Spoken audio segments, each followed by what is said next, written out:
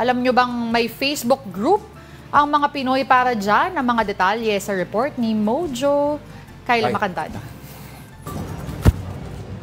Ang recipe, madalas sinisikreto yan, lalo na kung pinagkakakitaan. Pero isang community sa FB na ating nakita, walang tinatagong 11 herbs and spices at ultimo proseso sa pagluto ng ipinagmamalaki nilang fried chicken, sinishare nila. Malutong, malasa, at mura. Yan ang ilan sa mga dahilan kung bakit tayong mga Pinoy ang hilig sa fried chicken. Pero ngayong nagtataasan ng mga bilihin, nagmamahalan din ang presyo sa mga kainan. At dahil likas na madiskarte ang mga Pinoy, isang Facebook community ang nabuo sa pag-achieve ng perfect fried chicken.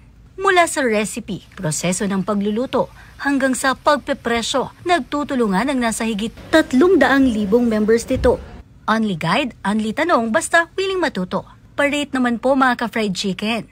Okay na po ba ang price na 55 to 85 pesos? Ang dating OFW na si Jason, 6 years nagtrabaho sa Saudi, pero nang matapos ang kanyang kontrata, umuwi na siya sa Pinas at naisipang sumabak sa napapanood at nakikita lang din niya noong fried chicken business. 5 months po ako naglalako niyan. Nagtyagaan ko na din po muna yung sa mga bahay-bahay. Tapos yung mga feedback ng mga kapitbahay namin, kung ano pang kulang sa timpla ko, sa texture, hanggang sa mas na-improve ko pa po ng maigi. Ang fried chicken ni Jason, mura na with gravy pa, 25 pesos lang per piece.